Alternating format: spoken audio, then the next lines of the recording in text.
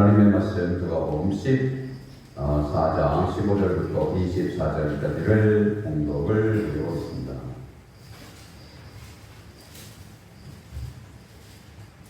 우리 다같이 15절부터 24절까지 공부하겠습니다. 시작. 함께 먹는 사람 중에 하나가 이 말을 듣고 이르되 무릇 하나님의 나라에서 떡을 먹는 자는 복되도다 하니 이르시되 어떤 사람이 큰 잔치를 베풀고 많은 사람을 청하였더니 잔치할 적에 그 청하였던 자들에게 종을 보내어 이르되 오소서 모든 것이 준비되었나이다 하니 일시하게 하나여 한 사람은 이르되 나는 말씀하셨음에 아무래도 나가 보아야 하겠으니 청컨대 나를 양해하도록 하라 하고 또 한 사람은 이르되 나는 소 5겨리를 샀으며 시험하러 가니 청컨대 나를 양해하도록 하라 하고 또 한 사람은 이르되 나는 장가 들었으니 그러므로 하지 못하겠노라 하는지라.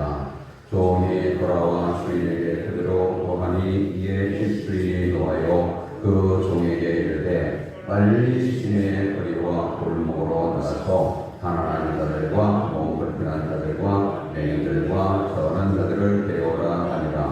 종이 이르되 주인이여 명하신 대로 하였으되 아직도 자리가 있나이까.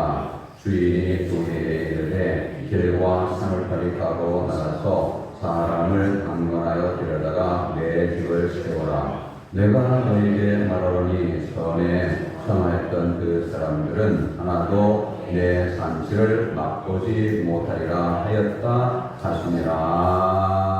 아멘. 예수님은 공생애를 시작을 하시면서 가나의 혼인잔치 집에 초청을 받아서 거기에 참석하여서 최초로 물을 가지시고 포도주를 만드시는 이적을 봐요. 거기에 있는 제자들에게 믿음을 더하여 주셨을 뿐만 아니라 또한 연회장을 비롯해서 거기 잔치집에 참석한 모든 손님들 그리고 또 주인들에게 기쁨을 안겨주셨던 것을 성경은 이제 말씀을 하고 있습니다. 그런데 오늘 본문에서도 그런 것처럼 우리 주님은 바리새인 중에 한 지도자급에 속하는 사람의 초청을 받아서 이제 그 잔치에 참여를 하시게 되었습니다. 어느 날 바리새인 중에 한 지도자가 잔치를 개설하고 예수님을 초청을 했습니다. 이 자리에는 예수님 말고도 다른 많은 사람들이 이제 초대가 되어졌습니다. 주님은 이제 함께 떡을 드시면서 이런저런 이야기들을 이제 말씀을 하시게 된 것입니다. 초대를 받은 사람들이 저마다 그 상석을 차지하는 것을 보고 초청을 받아서 하면 상석에 앉지 말고 말석에 가서 앉아라. 이렇게 이제 말씀을 하셨습니다. 그리고 이제 초대한 사람에게는 잔치를 배설을 하게 되면 친구들이나 또는 형제나 친척이나 또는 이웃, 부자 이런 사람들을 초대하지 말고 차라리 가난한 사람들, 몸이 불편한 사람들, 그리고 또 사회적으로 힘이 없는 이런 사람들을 이제 초대하라고 말씀을 하시면서 만약에 그렇게 한다면 의인이 부활하게 될 때에, 다시 말하면 주님이 다시 오시게 될 때에 거기에 대해서 갚아주신다고 이렇게 말씀을 하시는 것입니다. 주님이 이 말씀을 하시게 될 때에 함께 먹는 사람 중에 한 사람이 하나님의 나라에서 떡을 먹는 사람은 복이 있다 라고 이렇게 이제 말을 하게 되었습니다. 그래서 오늘 본문에 보게 되면 함께 15절에 함께 먹는 사람 중에 하나가 이 말을 듣고 우리 주님의 말씀을 듣고 이르되 무릇 하나님의 나라에서 떡을 먹는 자는 복이 있도다, 복되도다 이렇게 이제 말하게 됩니다. 이 말을 들으신 우리 주님은 큰 잔치 비유를 통해서 하나님이 주는 구원의 잔치에 초청을 받은 사람들, 그 복을 모르고 거절함으로 인하여 다른 사람들이, 다시 말하면 자격 없는 그런 사람들이 축복의 자리에 앉게 된다는 것을 오늘 본문을 통해서 가르쳐 주셨습니다. 오늘 본문에 보게 되면 16절에 큰 잔치 비유를 이제 주님이 말씀을 하신 것입니다. 여기에 이제 보게 되는 것처럼 한 사람이 이제 잔치를 배설했습니다. 잔치를 배설했는데 이 사람이 작은 잔치가 아니라 큰 잔치를 배설했다고 오늘 본문에서 말씀을 하고 있는 것입니다. 큰 잔치를 이제 배설을 하게 되었는데, 그런데 이 잔치를 배설을 하고 이제 종들을 보내서 그 합당한 사람들, 초청한 사람들을 초청을 다시 이제 하게 되었습니다. 그런데 초청한 사람들이 이 사람들이 핑계를 대고서 오지를 않게 되자 자격이 없는 사람들이 초청이 되어졌다고 오늘 본문을 말씀을 하고 있습니다. 본문의 큰 잔치는 천국 잔치입니다. 그리고 잔치를 배설한 분은 주님이십니다. 그리고 초청한 분도 주님이십니다. 주님은 본문을 통해서 주님의 부름을 받고 주님께 나와 예수 그리스도를 믿고 살아가는 성도들을 천국 잔치에 참여한 사람으로 그렇게 묘사를 하고 있습니다. 예수님 당시에 유대인들의 풍습에 따르면 잔치하는 사람이 잔치에 사람을 초청을 하게 될 때에는 두 번을 초청을 했다는 것입니다. 먼저는 잔치 훨씬 전에, 그 다음에는 잔치를 다 준비해 놓고 잔치 시간이 임박되었을 때에 모든 음식을 다 장만해 놓고 그리고 이제 초청을 했다는 것입니다. 아마 이제 이렇게 초청을 하게 될 때에는 초청받은 사람들이 다 이제 올 수가 있는 거죠. 그리고 또한 잔치를 준비하는 그 주민의 입장에서도 미리 그 참석하는 이원들을 다 이제 파악을 하고 있으니까 미리 잘 준비를 또 할 수가 있는 것입니다. 말씀드린 것처럼 참석하는 사람들도 다 이제 미리 잔치 훨씬 전에 그 초청을 받았기 때문에 잔치 날은 다 어떤 일이 있어도 다 그 날은 이제 비워놓고 약속을 잡는 이러한 일들을 해서 잔치에 참여할 수가 있게 되는 거죠. 그런데 본문에 초청을 받은 사람들은 잔치를 배설하고 다시 초청을 했는데 하나같이 다 거절을 했다는 것입니다. 오늘 본문 18절 이하에서 보는 것처럼 이렇게 말씀을 하고 있습니다. 다 일치하게 사용하여 한 사람은 이르되 나는 맡겨졌음에 아무래도 나가보아야 하겠으니 첫번째 나를 양해하도록 하라고, 또 한 사람은 이르되 나는 소 5개를 졌음에 시험하러 가니 첫번째 나를 양해하도록 하라고, 또 한 사람은 이르되 나는 장가 들었으니 그러므로 가지 못하겠노라 하는지라 라고 이렇게 말씀을 하고 있습니다. 이들은 하나같이 모두가 다 거절을 하게 되었습니다. 첫 번째 사람 갑자기 밭을 샀다는 것입니다. 그래서 잔치에 참여할 수가 없으니 양해해 달라고 했습니다. 또 두 번째 사람은 나는 소를 5개를 샀다. 소를 5개. 그래서 이거 샀는데 이 제대로 잘 이 건강한 소인지 한번 시험을 해봐야 됩니다. 차 샀는데 이게 제대로 굴러가는지, 기계 이제 다시 새로 샀는데 이 기계가 제대로 작동하는지 한번 가서 봐야 된다는 거예요. 그러면서 빛이 못하게 할 수 없게 되었기 때문에 이렇게 못 가니 좀 이해를 해달라, 양해를 해달라, 이렇게 이제 말하는 거죠. 세 번째 사람은 장가 들었다고 하면서 참석할 수 없다고 했습니다. 이 사람은 장가든 기쁨이 있어서 다른 사람의 잔치에 참여할 수 없다고 말한 것입니다. 이 사람은 양해를 본 것이 아니라 당당하게 거절을 하게 됐습니다. 첫 번째 사람, 두 번째 사람은 말씀드린 것처럼 가기 싫어서가 아니라 부득이하여 갈 수 없게 되었으니 양해를 해달라고 말한 것입니다. 이해를 해달라고 했습니다. 하지만 장가든 사람은 당당하게 거절을 했습니다. 장가 들어서 나는 못 간다는 것입니다. 20절에 또 한 사람은 이르되 나는 장가 들었으니 그러므로 같이 못하겠노라. 성경은 결혼한 사람에게는 군대도 보내지 말고 아무 친구도 그에게 맡기지 말고 1년 동안은 한가하게 집에 있으면서 그가 맞이한 아내를 즐겁게 하라고 했습니다. 신명기 24장 5절에 사람이 새로이 아내를 맞이하였으면 그를 군대도 내보내지 말 것이요 아무 친구도 그에게 맡기지 말 것이며 그는 1년 동안 한가하게 집에 있으면서 그가 맞이한 아내를 즐겁게 할지니라. 이러한 말씀에 근거를 해서 이 사람은 당당하게 잔치에 못 참석한다고 거절을 하게 된 것입니다. 그런데 이것은 변명이죠. 아무리 결혼을 했다 하더라도 잔치에는 참여할 수가 있습니다. 군대 보내지 말라고 그러는 것이, 다른 친구를 맡기지 말라고 하는 것이, 잔치에 참여하지 말라고 성경이 말씀한 적이 없는 것입니다. 마음만 있으면 얼마든지 참여할 수가 있고, 그리고 함께 참여함으로 인하여 또 잔치의 기쁨이 있을 수도 있는 것입니다. 초청받은 사람들은 하나같이 다 거절을 했습니다. 이들의 변명이 다 그럴듯했습니다. 그리고 결혼한 사람은 성경을 근거로 하여 거절을 하게 된 것입니다. 마찬가지로 예수님의 초청을 거절하는 사람들은 다 이유가 있는 것입니다. 예수님을 믿지 않는 사람들 다 사연이 있습니다.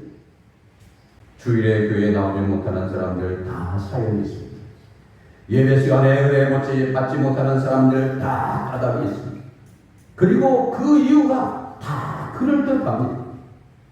예수님 당시에 많은 사람들은 예수님을 요셉의 아들이라고 믿지 않았습니다. 예수님이 이적을 행하고 병든 자를 고치고, 그리고 또한 하나님의 말씀을 가르치시고 천국의 복음을 전파하셨는데, 그러면서 초청을 하셨는데, 하나님의 잔치에, 큰 구원의 잔치에 초대를 했는데, 이들은 예수님이 요셉의 아들이라고, 가난한 목수인 요셉의 아들이라고 믿지를 않게 되었습니다. 요한복음 6장 42절, 이르되 이는 요셉의 아들 예수가 아니냐? 그 부모를 우리가 아는데 자기가 지금 어찌하여 하늘에서 내려왔다 하느냐? 그러나 예수님은 요셉의 아들이 아닙니다. 가난한 목수 요셉의 아들이 아닙니다. 예수님은 목수의 아들로서 자라신 것이지 목수의 아들은 아닙니다. 요셉의 아들은 아닙니다. 예수님은 하나님의 아들. 예수님은 동정녀 마리아의 몸에서 성령으로 잉태한 것입니다. 하지만 사람들은 이것을 모르는 것입니다. 그래서 예수님을 메시아로 믿지를 않았습니다. 한 걸음 더 나가면 사람의 아들이 되어서 하나님의 아들이라고 주장한다고 예수님을 신성 모독죄로 십자가에 못 박았습니다. 또 다른 사람들은 예수님이 알아듣기 힘든 말씀을 하신다고 믿지 않았습니다. 예수님의 말씀이 반이성적이요 반인간적이다 이렇게 해서 믿지를 않게 된 것입니다. 예수님이 오병 이후의 기적을 베푸시고, 그리고 난 후에 주님은 말씀하였습니다. 나는 하늘에서 내려온 생명의 떡이다. 이렇게 말씀을 하시면서 인자의 살을 먹지 아니하고 인자의 피를 마시지 아니하면 너희 속에 생명이 없다. 이렇게 말씀을 하시게 될 때에 이 말씀을 듣는 많은 사람들은 예수님을 이상하게 생각합니다. 이거 큰일이다 생각합니다. 아니 이게 무슨 말이냐 도대체. 피를 마시고 살을 먹다니. 예? 이거는 반인간적, 반이성적. 그래서 사람들이 예수님을 떠납니다. 또 다른 사람들은 예수님이 갈릴리 나사렛 사람이라고 해서 믿지를 않았습니다. 이들은 성경을 들어서 믿지 않은 것입니다. 메시아는 성경에 베들레헴에서 태어난다고 기록되어져 있는데, 그 말씀대로 예수님은 유대 땅 베들레헴에서 탄생을 하시게 되었는데 사람들은 이것을 모르는 것입니다. 왜냐하면 예수님은 베들레헴에서 자라신 것이 아니라 나사렛에서 자라셨기 때문에.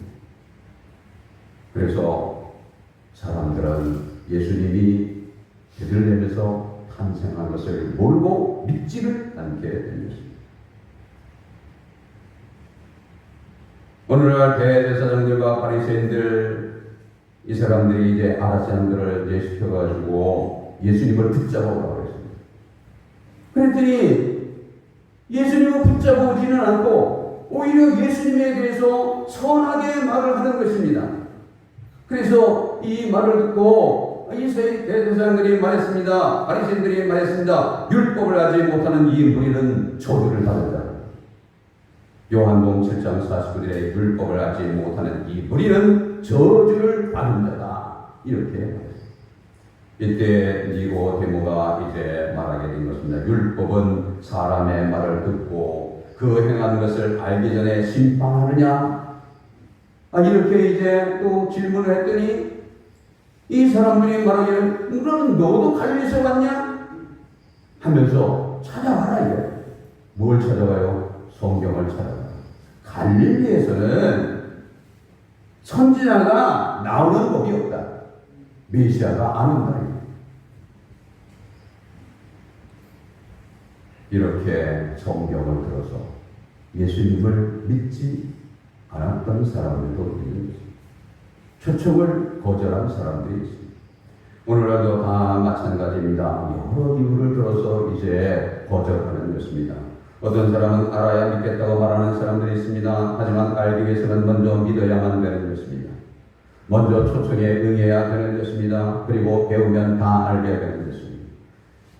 베드로는 말씀을 했습니다. 요한복음 6장에서 시몬 베드로가 대답하여 주여 영생의 말씀이 주께 있사오니 우리가 누게로 가오리까 우리가 주는 하나님의 거룩하신 자신 줄 믿고 알았사옵나이다.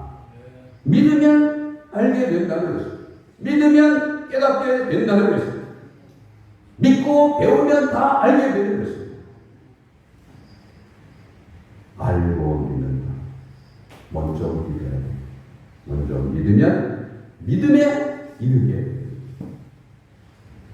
먼저 믿으면 그는 확실하게 알게 되고 견고한 믿음의 사람이 되어지게 되는 것입니다. 교회에 위선자는 있어도 주님은 위선자가 아닙니다. 교회에 사기를 치는 사람들이 있을 수는 있지만 주님은 사기가 무엇인지도 모릅니다. 주님은 진리이시고 주님은 생명이시고 구세주이시고 심판주이십니다. 우리 주 예수님을 믿으면 구원을 얻고 영생을 얻고 천국을 기업으로 받게 되는 줄로 믿습니다. 어떤 이처럼 이 초청을 거절하는 사람들은 그럴듯한 이유가 다 있습니다. 초청하는 사람들이 거절하고 잔치에 오지 않자 큰 잔치를 배설한 사람은 난감했습니다. 이 잔치는 작은 잔치가 아니라 큰 잔치라고 얘기했습니다. 음식이 풍성하게 준비되어 있습니다. 많은 사람들이 지금 손님을 맞을 준비를 하고 있습니다. 그런데 손님이 없는 거예요. 얼마나 난감해요. 이 많은 음식을 어떻게 해요? 이 많은 그 준비를 하는 사람들은 어떻게 해요? 그런데 그것보다도 더 화가 나는 것이 있었어요. 그것은 뭐냐면 잔치를 배설하고 초대를 한 자신을 무시를 했다는 거예요. 무시. 예? 어떤 사람은 하나님의 나라에서 떡을 먹는 사람은 복이 있다고 했는데 그래서 초대받은 그런 사람들을 부러워하는 그런 사람들이 있는데 초대받은 사람들은 영광스럽다고 생각하는 그런 사람들이 있는데 그런데 자신의 초대를 무시를 하고 그리고 참석하지 않은 것에 대해서 너무나 화가 났습니다. 그래서 주인은 종들에게 말했습니다. 오늘 21절에 종이 돌아와 주인에게 그대로 보하니 이에 집주인이 노하여 여기 보면 노하여 그랬습니다. 노하여 그 종에게 이르되 빨리 시내에 버리와 골목으로 나서 가난한 자들과 몸 편한 자들과 맹인들과 저런 자들을 데려오라 이렇게 잔치를 배설한 사람은 처음에는 온전한 사람들 부유한 사람들 그리고 사회적으로 영향력 있는 사람들 이런 사람들을 초청을 했습니다. 하지만 이들이 거절을 하자 사회적으로 약한 사람들을 초청을 한 것입니다. 사람들이 생각할 때 이 사람들이 좀 부족하다라는 그런 사람들을 초청을 하겠습니다. 초청을 하면 고마워할 사람들, 영광스럽게 생각을 하고 기쁨으로 올 사람들, 이 사람들을 이제 초청을 하게 된 것입니다. 여기 21절에 보게 되면 다 경제적으로 어렵고 신체적으로 연약한 사람입니다. 그런데 이들은 이러한 경제적인 가난과 육체적인 연약함으로 인하여 자신들이 잔치에 참여하는 영광을 얻게 되었습니다. 이들은 자신들이 처한 연약함으로 인하여 겸손하게 되었고 잔치를 배설한 주인의 초대에 감사한 마음으로 참석을 하게 된 것입니다. 약함으로 인하여 감사를 알고 약함으로 인하여 겸손을 배웠다면 약함은 과감합니다. 약함은 축복이 되는 것입니다.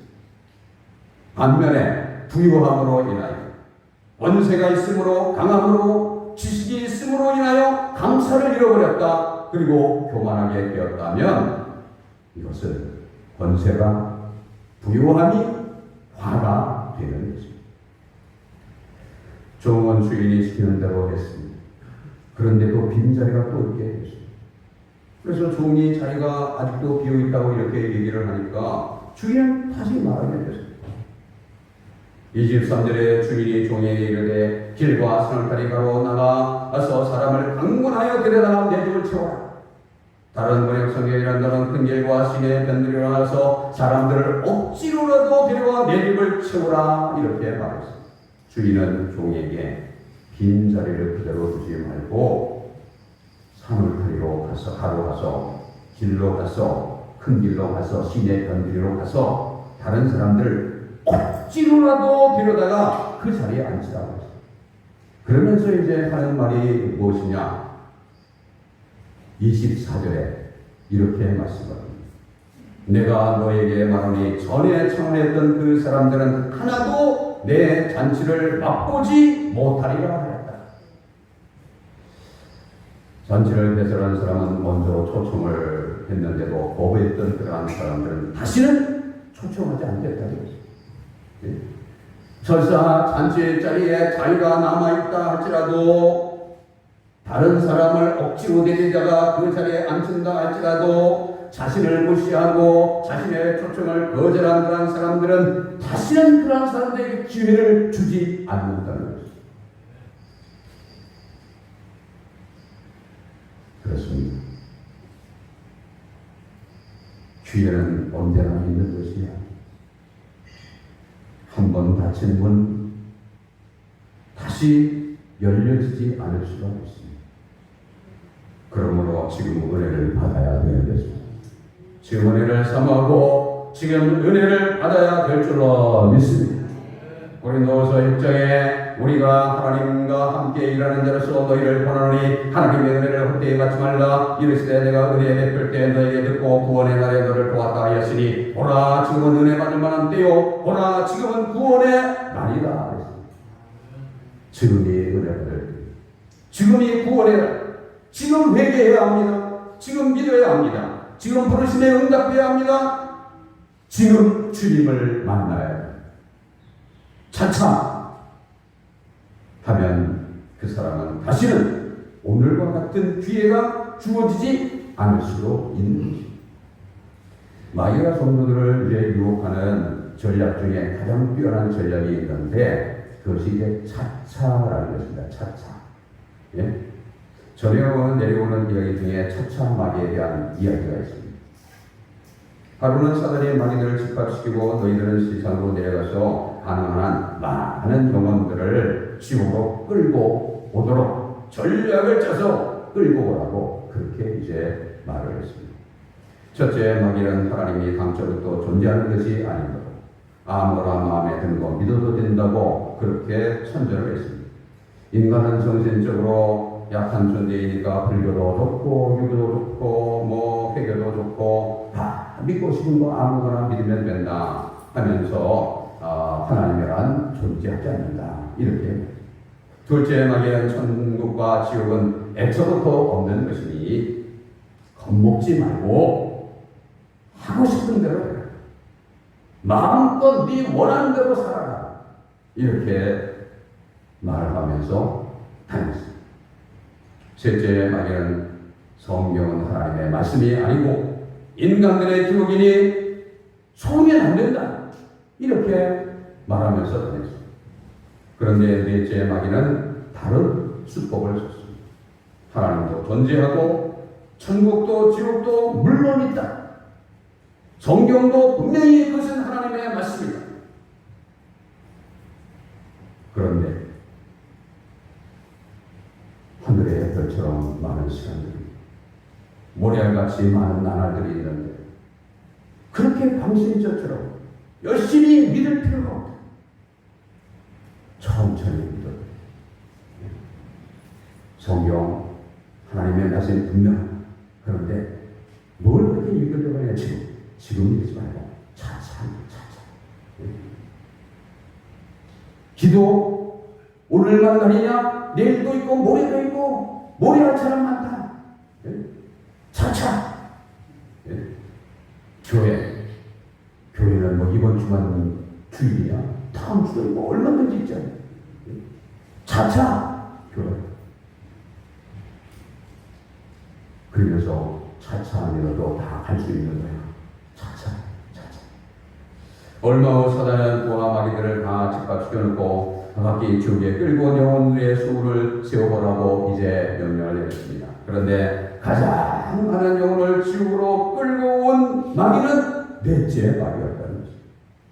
그래서 넷째 마귀의 수법이 마귀에 의해서 채택이 되고 그때부터 넷째 마귀는 차차 마귀다라는 이름이 붙었다는 것입니다. 차차가 사람을 망하게 하는 것입니다. 차차가 성도를 주님에게서 멀어지게 합니다. 차차가 은혜를 받지 못하게 합니다.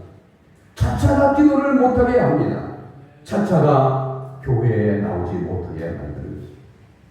차차 마귀의 수법에 걸려들면 그러면 끝장이 나는 것입니다. 차차는 마귀의 술수인 것입니다. 여기에 넘어가면 다시는 기회가 오지 않을 수가 있습니다.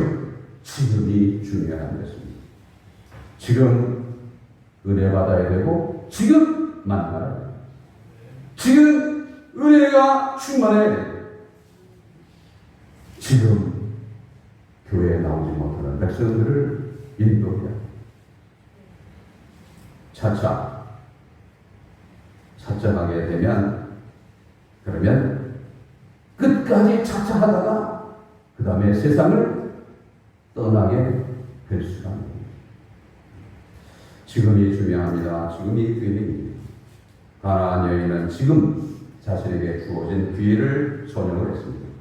가나안 여인은 주님을 만나기 위해 주님을 보고 소리를 질렀습니다. 가나안 여인은 지금 주어진 기회를 놓치면 다시는 기회가 없다고 생각을 하고 주님에게 매달리게 된 것입니다. 나는 이스라엘 집에 잃어버린 양에는 다른 데로 보내심을 받지 않아요. 자녀에게 떡을 취하여 개들에게 던짐에 마땅하지 아니하다고 하셨지만 가나안 여인은 물러서지 않았습니다. 개들도 제 주인의 사이에서 떨어지는 부스러기를 먹는다고 하면서 간구하게 될 때 주님이 만나주셨고 주님이 응답해 주시게 된 것입니다. 그의 딸이 낳게 되었습니다. 기회는 지금밖에 없는 것입니다. 지금이 중요합니다. 코로나로 인해서 나오지 못하는 백성들이 있습니다. 불쌍히 여기고 데리고 나올 수 있도록 우리 하나님께서 우리 모두를 축복해 주시기를 주님의 이름으로 축원합니다. 또 식구들 있는데 교회에 나오지 못하는 식구들이 있습니다. 하나님께서 불쌍히 여기셔서 저들을 주님께로 인도할 수 있도록 복을 주시기를 주님의 이름으로 축원합니다.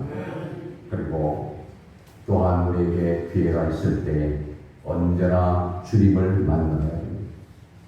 만나면 변화되어지게 됩니다. 새로워지게 됩니다. 그리고 하나님 앞에 영광을 돌리게 됩니다.